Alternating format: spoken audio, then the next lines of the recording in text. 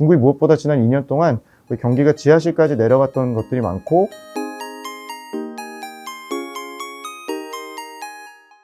네, 안녕하십니까. 하나증권 리서치센터에서 중국 투자 전략을 담당하는 김경환입니다. 최근 중국 시장 상황이 굉장히 급변하는 그런 상황이고, 또 리오프닝이나 부동산 관련 호재들이 계속 나오면서 10월 달하고 11월의 상황이 극적인 좀 반전을 한 상황입니다. 시장이 상승해도 좀 걱정이 많아지는 또 시장이다 보니까 오늘은 그 연간 전망을 좀 더 회고해 드리고 최근 리오프닝이나 최근 화제들 위주로 업데이트 좀 드리도록 하겠습니다.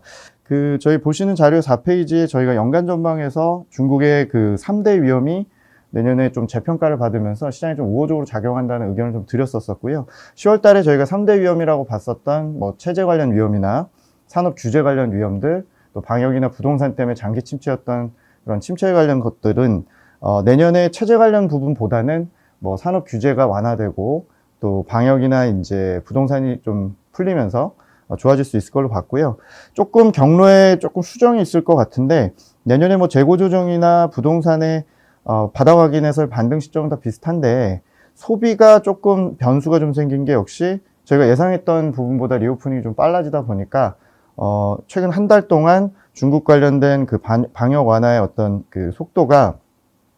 내년 1분기까지 당초 준비 과정이라고 봤고 2분기부터 사실상의 이제 리오프닝으로 봤었는데 거의 지금 춘절 이후인 2월부터 좀 앞당겨서 이제 집단 감염이나 리오프닝 하는 형태로 좀 가고 있기 때문에 지금 보시는 그림보다는 소비라든지 방역 완화되는 속도가 한 개 분기나 혹은 빠르게는 입국 제한 완화 이런 것까지는 2개 분기까지도 좀 빨라지는 흐름이라고 좀 보시면 될 것 같습니다. 나머지는 제가 이제 최근 내용 위주로 바로 넘어가서 좀 말씀드리겠습니다. 최근에 이제 중국 증시가 11월 달에 MSCI 차이나나 홍콩 같은 쪽 시장을 중심으로 또 강하게 반등을 한 이유는 중국의 올해 가장 큰 골칫거리였었던 미국 긴축 이슈라든지 또 중국의 통화 정책의 어떤 질이 낮다는, 퀄리티가 낮다는 부분들, 또 중장기 대출이 급락을 하면서 실제 실물 경제가 둔화되는 위험들, 이런 것들이 좀 빠르게 개선이 되고 또 기업이익이 좋아질 수 있는 부분에 대한 기대치를 낮췄던 게 결국에는 방역하고 부동산이 천장이었는데 이 부분이 균열을 넘어서 최근에는 좀 뚫리는 느낌까지 주다 보니까 시장이 좀 강하게 반등을 하고 리스크 프리미엄은 내려가는 형태를 보여주고 있고요. 장기금리가 최근에 확진자 증가에도 계속 상승을 보이고 장단기 금리 차가 확대되는 모습, 즉 미국과 지금 거꾸로인 모습을 보이면서 위안화 환율도 빠르게 안정되고 있습니다. 당분간 주시장에서 좀 보셔야 되는 지표는 사실은 채권 쪽에 장기금리 좀 보셔야 될 것 같습니다. 최근 중국의 장기금리가 이제 솟아오르면서 앞으로의 자금 수요나 리오프닝 기대를 좀 많이 선반영을 좀 하고 있고 외국인 수급이 장기금리 상승과 함께 이렇게 들어오다 보니까 지금 현재 시장은 이제 확진자가 증가하는 것보다는 앞으로의 이제 더 다음 단계를 좀 고민을 하고 있다고 보시면 될 것 같고 중국의 이제 취약계층이라고 할 수 있는 부동산 디벨로퍼, 헝다그룹 같은 애들이 찍고 있는 이 채권의 신용 스프레드가 축소가 되고 또 홍콩에 대한 극단적인 숏배팅도 좀 마무리 수순으로 가고 있는 그런 상황입니다. 두 가지가 좀 많이 바뀌었습니다. 11월 달에 부동산 관련해서 사실은 중국의 주택 거래나 가격 지표들은 상당히 좀 부진한 모습을 보였지만 주가는 오히려 더 어려운 기업들의 주가가 큰 폭으로 반등을 하고 이런 기업들과 연계된 산업들이 많은 홍콩의 부동산, 금융, 보험 또 그런 일부 시클리컬 업종들이 같이 딱 덩달아서 이제 크게 반등을 했는데요. 반등의 계기는 수요 쪽보다는 일단 공급자, 즉 디벨로퍼 관련된 회생 지원책 때문입니다. 11월 달에 중국이 11월 이전과 굉장히 다른 행보를 보이고 있는 거는 결국에 이 중국의 디벨로퍼 문제가 지난 한 3, 4년 가까이 디레버리징, 즉 부채 감축을 계속 하는 과정에서 어느 정도 이제 규제는 여기까지 해야겠다. 그래서 이제 부동산 금융을 레버리징으로 부채 확장으로 전환한 게 크다고 보고 있고요. 대표적인 정책이 은행들이 최근에 속속 손을 들면서 지원하겠다고 하는 이 신용공여, 즉 대출 지원이나 이런 것들이 큰 폭으로 증가를 하고 있습니다. 즉 중국의 상위 100대 디벨로퍼 중에서 30%가 다 문제가 있다고 얘기가 나오지만 상위 30개 기업 먼저 은행이 내년에 상당한 한도의 신용공여를 제공하겠다고 얘기를 하고 있고요. 저희가 이거 자료를 작성하는 기간 시차 한 2주 사이에 또 금액이 엄청나게 늘어서 6조 RMB 하나로 거의 한 550조 원 가까이를 지원하는 형태다 보니까 디폴트 압력도 크게 낮아지고 기존에 멈춰 있었던 준공이나 공사가 재개될 거란 기대감이 극대화되고 있어서 이제 남은 숙제는 중국의 부동산 수요와 가격 안정입니다. 이거는 사실 올해 내내 금리 인하도 하고 정부가 나름대로 완화를 했지만 사실은 살아나지 않아서 중국발 부동산 위기 관련된 내용의 핵심이라고 보시면 될 것 같고,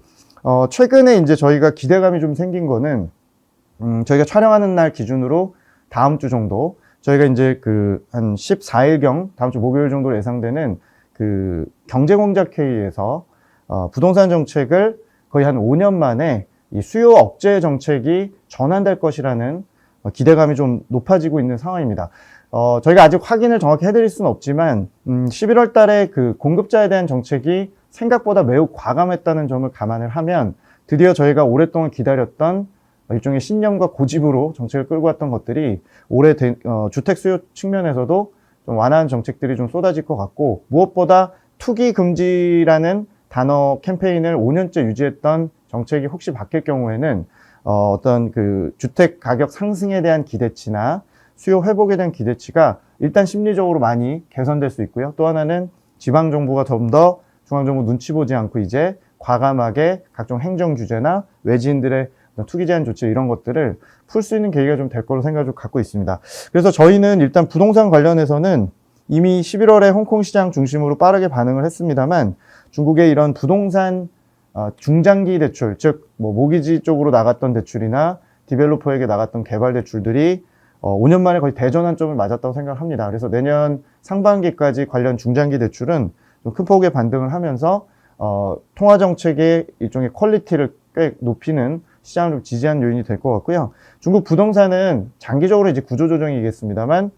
최소 내년까지 이런 신용공여책을 통해서 디벨로퍼들을 일단 연명시키는 과정에서 또 결국엔 솎아내겠지만, 우리가 우려했던 중국의 시스템 위험이나 기존에 반영했던 불황이나 침체는 거의 최악을 이미 지나가고 있다. 그래서 부동산의 문제가 생각보다 빠르게 해결되고 있다는 게 첫 번째고요. 두 번째는 시장에도 좀 관심이 많으신 리오프닝 얘기를 좀 드리겠습니다. 사실 저희도 이게 자료를 쓰고 있는 요 한두 달 사이에 너무 급격한 변화를 겪어서 사실 타임라인으로 좀 자세히 설명을 좀 드려야 되겠지만, 다음에 자료로 제가 발간해서 다음 주 저희 위클리로 좀 말씀을 드리고, 간단하게 설명을 드리면 11월 11일부터 변화가 좀 시작이 됐는데, 당초에 이제 11월 11일에 발표된 게 보시는 이 왼쪽 표에 방역 최적화를 위한 20가지 조치를 집권 3기가 처음으로 발표를 했는데, 사실 여기까지는 일종의 미세 조정이었고, 기존에 하던 다이나믹 제로 코로나 이런 거를 포기하지 않는 형태로 갔었습니다. 하지만 그 사이에 상황이 좀 급반전이 된 게 3주 동안 지방정부 과잉 방역으로 인해서 지역별로 이제 방역 해제 시위들이 빈발하게 발생을 하고, 여론이 굉장히 악화된 것들이 이제 더 커지다 보니까 지난 11월 29일과 11월 30일 날 중앙정부가 일단 스탠스를 완전히 바꿔서 제로 코로나 단어가 삭제가 되고 일종의 선전이 바뀌기 시작을 하고요. 또 최근에 있었던 과잉 방역의 부작용을 지방정부로 약간 책임을 전가하는 형태를 보이면서 어떻게 보면 오히려 이제 지방정부가 더 적극적으로 완화를 해버리게 되는 계기가 됐습니다. 그리고 저희가 12월 이번 주, 그러니까 저희가 촬영하는 기준으로 이번 주에 11월 상순의 회의에서 사실상 전수조사하는 PCR 검사나 지방 간의 이동을 제한하는 것들이나 또 확진자의 경우 시설 격리가 아닌 자택 격리 형태로 바꾸는 조치가 나오면서 사실상의 리오프닝이 좀 시작됐다라고 보시면 될 것 같고, 결국에는 민심과 여론이 좀 승리하고, 기존에 이제 집단 지도부일 때 좀 보지 못했던, 즉 1인자 체제일 때 여론의 악화도 1인자에게만 쏠리는 문제들이 결국엔 또 오히려 과감한 조치를 좀 불러냈다고 보시면 될 것 같습니다. 그러면 사실 리오프닝 관련해서 저희가 호재로만 볼 수는 있지만, 방향성으로는 이제 굉장히 어떻게 보면 방향이 잡혔지만, 또 이제 행복한 고민이 좀 시작될 수밖에 없다고 생각을 하는 게, 결국에 중국이 기존에 우리나라나 주요국들이 겪었던 리오프닝 과정을 이제야 현실적으로 겪게 되면 결국에 얼마나 확진자가 늘어날지, 또 이 과정에서 부침이 크지는 않을지, 또 무엇보다 중국의 경우는 이 오른쪽 상단의 그림 보시면 최근 한 3개월 동안 또 접종률 자체가 거의 굉장히 낮게 유지가 됐고, 고령층이 과연 준비가 돼서 속도전을 지금 하는 선전 속도 대비 이걸 따라올 만한 인프라가 되느냐에 대한 현실적인 고민들은 내년 1분기에 계속될 걸로 생각합니다. 저희가 일단 기본적인 가정을 말씀을 드리면, 지금 선전하는 형태라면 빠르면 1월 말까지 일부 고령층 접종률을 좀 끌어올린 다음에 춘절 이후인 2월과 3월에 사실상의 이제 집단 감염 형태로 시도를 할 가능성이 높고 3월 이전에 입국자 격리도 제한하는 형태가 될 거라고 생각은 합니다. 다만 이제 중국의 좀 특수성을 고려하셔야 되는 게 일단 절대적인 접종률이 낮고 알고 계신 대로 국산 그 백신을 좀 맞고 있는 상태에서 과연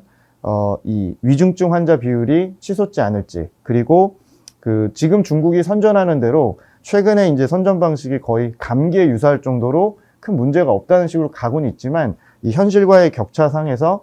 외국산 백신의 승인 여부나 이런 것들이 여전히 좀 불확실성으로 남아있는 상황입니다. 그래서 1, 2월까지는 리오프닝 섹터 중심으로 해서 약간의 이제 이런 현실적인 경계감이나 앞으로 회복 강도나 속도에 대해서 조금 다시 고민을 하실 거로 생각합니다. 저희는 앞으로 보셔야 될 지표가 이제 확진자보다는 중국의 위중증 환자 속도를 좀 보셔야 될 것 같고, 금융시장 입장에서는 방어막이라고 할 수 있는 장기금리가 무너지지 않고, 즉 장기금리가 무너지지 않는다는 거는 그래도 앞으로의 그 경기 회복 기대감을 좀 높인다는 부분이기 때문에 장기금리를 통해서 저희가 확인을 계속 해드릴 예정입니다. 다음 주에 굉장히 중요한 이벤트가 경제공작회의라는 회의가 열리게 됩니다. 대략적으로 저희가 한 12월 15일 정도 예상을 좀 하고 있는데, 시장에서 좀 기대하고 있는 거는 산업정책의 변화들입니다. 즉 내년에 뭐 내수부양을 하겠다는 얘기는 당연한 거지만, 이 경제공작회의가 사실 2년 전에도 이 자리에서 반독점법 얘기를 했었었고, 그래서 산업정책의 변화도 굉장히 중요한 이벤트인데, 이번에는 기존에 규제했었던 부동산이나 플랫폼 산업들 이런 쪽의 경우는 좀 입장을 바꾸는, 기존에 이제 당근을 주는 형태의 정책이 예상이 되고, 오히려 또 에너지나 에너지 제조업 쪽, 첨단 제조 육성 산업의 경우는 표면적으로는 계속 유지하지만 역으로 최근 2년 동안 약간 과열 양상이나 과잉 투자에 대한 우려들이 있는 만큼 약간의 완급 조절을 하면서 기존에 거의 2년 가까이 계속 안 좋았었던 서비스업이나 소비, 또 부동산, 금융 이런 것들은 오히려 좀 반전의 좀 계기를 계속 마련하고, 반면에 이제 기존에 중국이 주도주였었던 제조업, 신재생 이런 것들은 약간의 이제 경계감이 생길 수 있는 회의로 저는 이해를 하고 있고, 무엇보다 이번 회의에서 부동산 관련해서 그 집은 투기 대상이 아니라 사는 곳이다라는 이 일종의 캠페인 같은 방주불초라는 투기금지 그 단어가 있는데, 이게 이제 삭제가 되는지 좀 보시면 생각보다는 과감하게 바뀔 수 있다라고 보시면 될 것 같습니다. 그 결론입니다. 저희 그 21페이지에 자료가 있지만, 내년 상반기까지 중국은 뭐 물가 부담이 높지 않은 국가고, 다행히도 중국이 유리한 점이라 한다면 2년간 이미 침체를 깊게 겪은 상황이기 때문에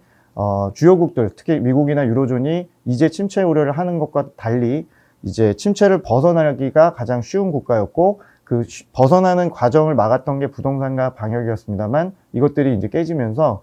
이제는 좀 앞단에 나와 있는 국가로 보실 수는 있습니다. 물론 리오프닝이 가장 늦은 졸업자일 수 있기 때문에 당분간 등락은 있을 수 있겠지만, 하겠다는 방향을 조금 신뢰하시면서 신중한 낙관 속에서 중국의 주요 지표들을 체크하시면서 트레이딩 기회로 삼으시면 될 것 같고요. 저희는 큰 틀에서는 중국 관련 소비주들이나 중국 관련 리오프닝은 투자하시는 포트폴리오에 일부 포함을 하시고,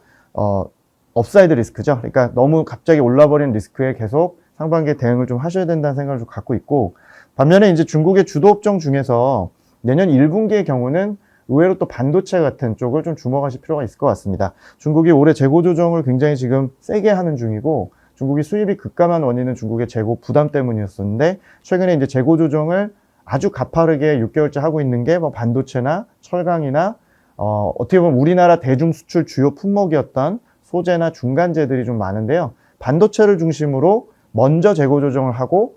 수입도 먼저 하는 형태가 1분기에 펼쳐질 수 있기 때문에 의외로 소비주도 일부 담으셔야겠지만, 중국의 이런 반도체를 중심으로 한 대중 수출주들도 보실 필요가 있다는 생각을 좀 갖고 있습니다. 중국 본토 증시는 최근 회복은 하고 있지만 홍콩 대비해서는 언더퍼폼하고 있는데요. 저희가 1분기까지는 그 수급적으로는 크게 걱정하지 않고 있고, 중국의 이제 그 주도주였던 뭐 제조업이나 신재생 이런 게 워낙 많다 보니까 홍콩 대비해서는 여전히 좀 언더퍼폼 할 걸로 예상은 되지만, 홍콩 대비해서는 변동성이 좀 빠르게 더 축소될 걸로 생각을 좀 갖고 있고요. 본토 증시에 대해서는 좀 긴 그림에서 중국의 뭐 CSI 500이나 상해 과창판 같은 것들을 계속 변동성일 때 매집하는 것을 추천을 드리고요. 홍콩의 경우는 이미 저점 대비해서 11월 달에 어떻게 보면 거의 25% 이상 지금 올라온 상황인데, 저점을 좀 계속 높이는 과정은 진행되겠지만, 당장 연말과 연초에는 좀 높은 변동성과 함께 기존에 이제 선반영한 리오프닝 기대감이 현실로 넘어가는 과정에서 일부 이제 지표 악화라든지 이런 것들 보면서 약간의 조정 압력이 있을 걸로 생각은 합니다. 그래서 아마 실적이 나오기 전까지 1, 2월까지는 굉장히 높은 장중 변동성을 확인하실 거라고 생각은 갖고 있고, 다만 저희가 연간점에서 제시해 드린 대로 올해 대비해서 확연히 저점이 올라가고 상단에 대한 기대치도 상반기보다 오히려 하반기가 높은 만큼 방향성을 좀 신뢰하시고, 혹은 ELS나 기존에 투자하셨던 이미 보유하고 있는 상품의 경우는 조금 더 인내력을 갖고 낙관을 좀 하시면서 보셔도 큰 무리는 없다라는 게 기본적인 저희 생각입니다. 저희가 촬영을 하고 분명히 이게 저희가 올라가는 순간 기본적으로 시장이 좀 청개구리처럼 호재만 많아 보이는 순간에 또 약간의 이제 좀 부침이 있을 수 있습니다. 하지만 결국에는 중국이 푸는 방향으로 지금 가는 것들이 부동산과 방역이기 때문에 중국에 대해서 더 비관하는 전략을 취하시면 어떻게 보면 더 힘든 포트폴리오 전략이 될 수 있기 때문에 낙관을 좀 하시면서 중국의 성장률이 대략 4분기, 1분기를 바닥으로 2분기 강하게 반등을 하고, 또 소비는 재화 소비나 이런 걸 중심으로 리오프닝 부침 속에서도 충분히 회복을 할 수 있다는 점, 그리고 중국이 무엇보다 지난 2년 동안 경기가 지하실까지 내려갔던 것들이 많고 소비 심리나 이런 것들이 최악으로 이미 더 잃을 게 없는 상황이다 보니까 방향성 자체는 잡혀 있다라는 걸 좀 믿으시면서 과거